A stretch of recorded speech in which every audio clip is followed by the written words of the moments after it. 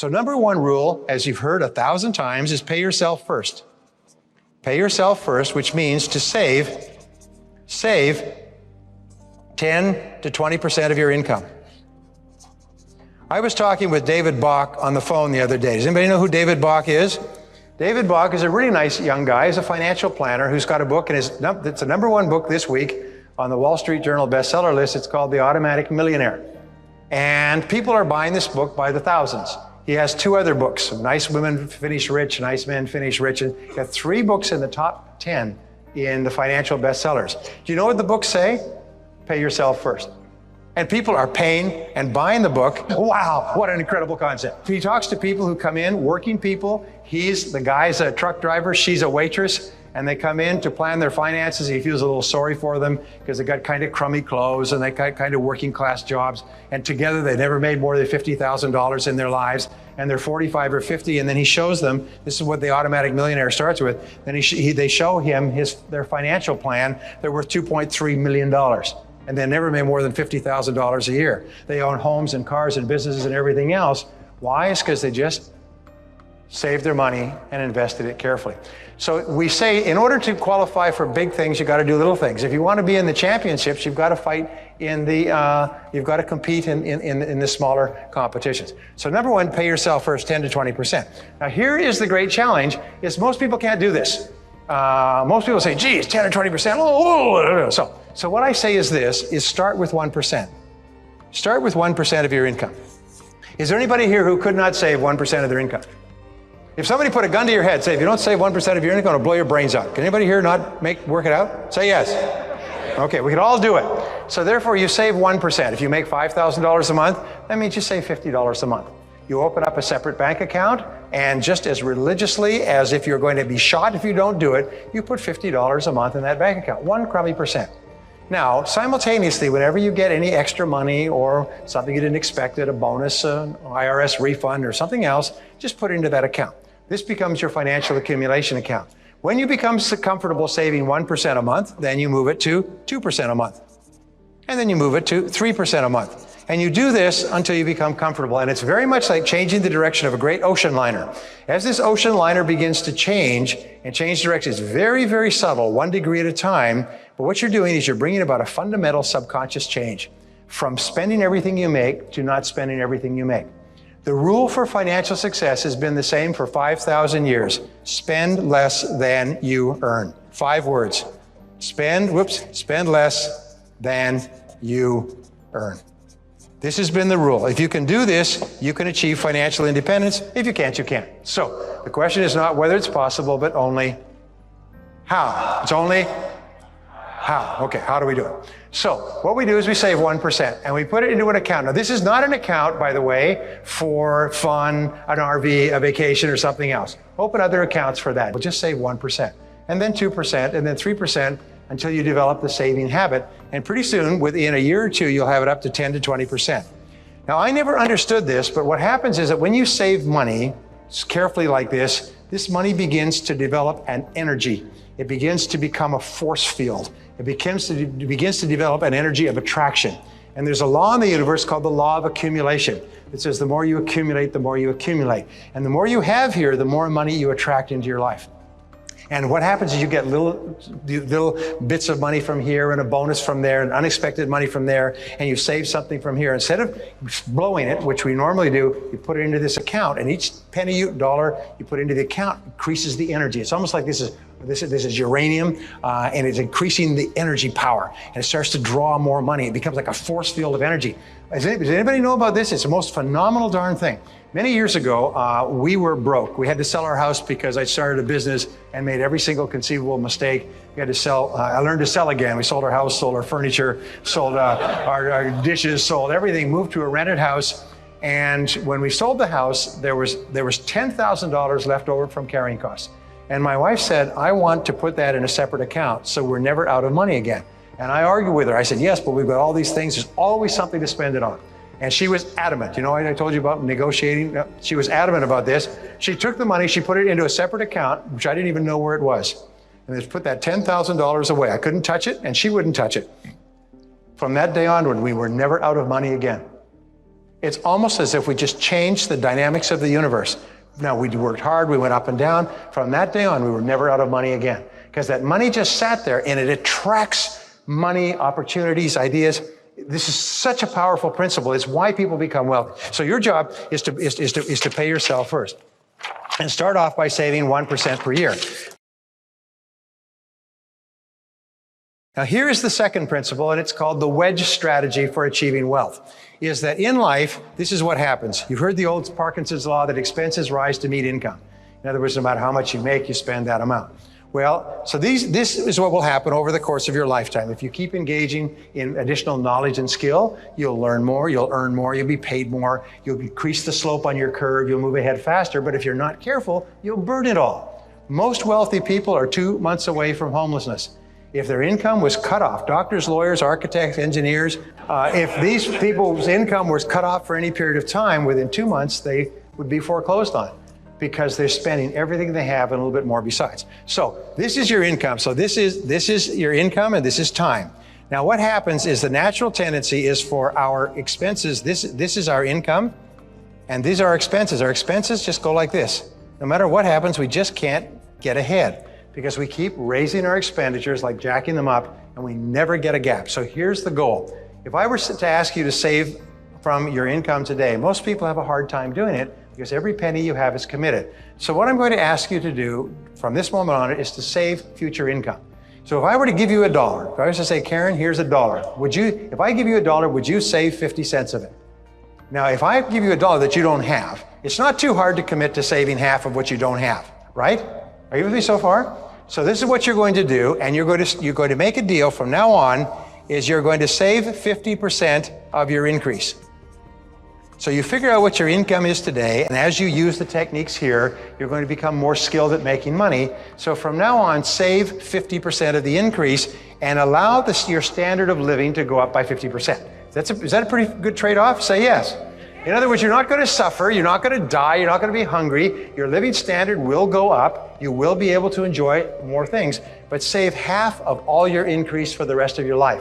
My promise to you is if you start early enough and you save half of your increase, you'll become wealthy. Because this amount of money will compound. And as Albert Einstein said, compound interest is the most powerful force in the universe. If you start to put $1, $2, $3, start to invest it carefully and let it grow and compound, in time, they say $1 invested at 3% interest at the time of Christ would be worth all the money in the world today, because it would have grown so much with compound interest over 2,000 years. So your job is to practice the wedge strategy. From now on, you sit down and you say, all right, exactly how much are we earning today? Whatever it is, from now on, whatever we earn above that, fully 50% will be saved. So this is the starting point of getting out of debt and getting your finances under control. But it's the foundation. If you can't do this, you can't do anything. If you can't save a nickel, you can't make $1 million. Are you with me so far? Say yes. Zig says that if you will be hard on yourself, life will be easy on you. But if you insist upon being easy on yourself, life is going to be very hard on you. And the starting point is with the next dollar. One critical point, and this is interesting psychologically, oh boy, this is good stuff, is that when you are a young person and you're told to save your money, you develop, remember I told you about the goblins, the financial goblins we have, the gremlins in our minds. When you're told to save your money, that means you're not buying candy. If you have an allowance means candy. It means toys, it means fun, it means ice cream. And say, you should save part of your income. You should save 10% or 50 cents or whatever it happens to be. But that, you associate saving money with pain. That means you can't get candy. Now you're just a kid. You're not working this out philosophically. You're just saying save money means don't buy candy. Now, when you're an adult, what has happened is this is programmed deep in your subconscious mind. And when you think of saving money, the first thought you think of is sacrifice, pain, hurts, no candy. And what you have to do is you have to go back into your subconscious mind and rewire it like an electrician and hook up the wires differently so that saving money makes me happy. Because what we have found is that all people who are wealthy enjoy caring for their money. Now here's another thing, is money goes where it's loved and appreciated. If you love your money, the money will come to you more. How do you tell that you love your money? Because you tend it carefully. You take good care of it. I don't know whether it was Jim or Dennis or somebody else said, but you could pretty much tell a person's financial status by looking at the way they carry their money. People whose financial life is a mess, their purse is full of coins and $1 bills and fives, and they go scooping through it like looking for a diamond ring in a pile of dog poop, to look for money. But if you look at other people, and I learned this, it's a very simple thing, is fold your money, keep it folded, you should know it, have all the heads facing one direction, have all the denominations so they're in a proper order. Just take a couple of minutes to organize your money. And what that does, it exerts a reverse influence on your subconscious mind with regard to money.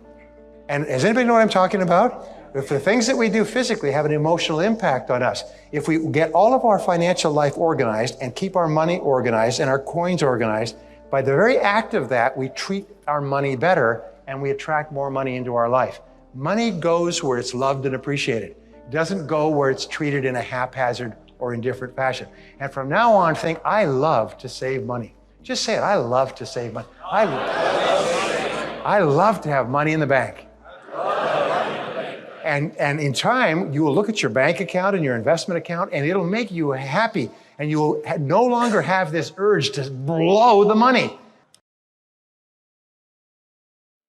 Now, the second thing you do is if you're working for someone else, if someone else is signing your paycheck now, remember this, there's 2 or 3 keys to getting ahead fast. Your job is to be in the top 10% in your field. Remember, whoever is in the top 10% in their field today started where? In the bottom 10%. And whatever anybody else has done, you can do as well, because nobody is smarter than you and nobody is better than you. So here's 3 or 4 keys to getting paid more and promoted faster. Number 1 is focus on contribution. Focus on contribution. Most people are so focused on what they get, they don't realize. Focus on contribution, focus on results. Always ask yourself, how can I make a greater contribution? And these are the words, how can I add value to my company? Now, there's several ways you could add value. And number 2 is to upgrade your skills continually. You'll find that Dennis and I and Jim all talk about this importance of continuous learning. Upgrade your skills. I have studied and written courses on time management for years. I'm an expert on the subject. I'm not an expert, but I'm pretty knowledgeable. Do you know what I found one of the best time management tools in the world is get better at what you do. When I learned that many years ago, I almost fell off my chair. Getting better at what you do, which increases the slope on your curve and the speed at which you make more money and the amount of money you make, will save you 5 and 10 years. We're not talking about cutting a couple of minutes or hours off the day. We're talking about years of hard work off your life just by getting better at the most important things you do. And remember, if anybody else can be in the top 10% in anything, you can be as well. Quick story. This gentleman came up to me at my seminar. I said, ladies and gentlemen, what we're talking about today is not rocket science. He came up and he said, I heard that comment about rocket science. He said, I'm in sales. I'm 28 years old. He said, and I'd heard many people say over the years, this is not rocket science. This is not rocket science. I began wondering, what would it take to get a degree in rocket science? And when I was a kid, I loved rockets. I used to practice with rockets, and I got toy rockets, and I got rocket posters, and I used to watch the takeoffs at Cape Canaveral, and then my parents got me rocket books. I mean, that was my thing. And when I got into high school, I discovered girls and forgot about rockets, and then went into college, and then got into sales. I said, I wonder what it would take to get a degree in rocket science. So I went back to the college, and I said, I'm really interested in rocket science. What would it take? They said, well, you'd have to take these prerequisite courses. You'd have to take this, you'd have to do that, you'd have to take summer courses and so on. But this is the prescribed courses that you'd have to take to get a degree, just like we talked about a little bit earlier in engineering. So he decided that's going to be his project. So he went back to work. He's in sales, just like you and I. He's an entrepreneur. He went back to work in evenings and weekends. Instead of playing golf or watching television, he just studied rocket science. He said, May, I graduated at the university with a degree in rocket science. He said, now when somebody says, this is not rocket science, he said, I know, I got a degree in rocket science. It's not that hard. It's not that hard. Now, here's my point. Anybody in this room, if you wanted to get a degree in rocket science, if you cared about it enough, you could do it. You are smart enough to accomplish virtually anything that you could even imagine you could do in life. Nobody's smarter than you. Nobody's better than you. If they're ahead of you on the road of life, it means 2 things. Is they got on the road first, and they have proven that you can do the same thing they've done. If somebody is doing well, it's proof that you can do it as well. Now, people say, well, I want to be a billionaire in a year. That is a dumb thing. Why don't you be a hundredaire in a year? Why don't you be a thousandaire in a year? Say, well, I want to be a billionaire in a year. I want to be a millionaire in a year. How long does it take to master your field? Well, whether it's selling or neurosurgery or diesel mechanics, or whether it's rocket science or whether it's optometry or haircutting, how long does it take? It takes 7 years. It takes 10,000 hours in 7 years to master your craft. 10,000 hours in 7 years. Now, one of the greatest diseases that has afflicted America, like an epidemic that has swept the country psychologically, is quick fix. I want quick fix. I want to take my entire wasted life and turn it around by Monday. I want to be financially independent in a year, and I want to be free from decades of silly things that I've done with my life, and I want to get it all back. And that's not how it works. What you do is you begin turning this great ocean liner slowly. It takes 7 years. Now, I've studied mastery, and I've studied it for years. I've studied all these subjects because they're so important to me. All the studies say 10,000 hours in your craft, 7 years. Now, people say, oh my God, 7 years. I'm 30, I'll be 37 years old. Jeez. Well, how much older will you be in 7 years in any case? The fact is, and please write this on your hand, the fact is the time is going to pass anyway. The time is going to pass anyway. The only question is where you're going to be in 7 years. Are you going to still be lost on the back roads? Are you worried about money? Or are you going to be on the high road and moving ahead faster and faster? Peter Drucker, who's probably the best management theorist in the history of the world, Peter Drucker says no business makes money within 4 years. In the first 4 years, it takes 2 years to break even. The first 2 years, what you do is you mortgage, you hypothecate, you borrow, beg, steal, and lie every penny you possibly can to survive. The second 2 years, you make more than it costs, and you begin to pay off your debts. At the end of 4 years, you start to make a profit. It takes 7 years to make a business success. Now, if that is the rule, people say, I'm going to beat the numbers. No, you're not. You're not going to beat the odds. People say, I'm going to live to be 150. No, you're not. You're not going to beat the odds. You're not going to beat the probabilities. What you do is you say, okay, these are the facts of life, so get on with it. If you want to be at the top of your field, there's nothing can stop you from being one of the highest paid, most successful people in your field if you just get on with it. And don't expect to do it overnight.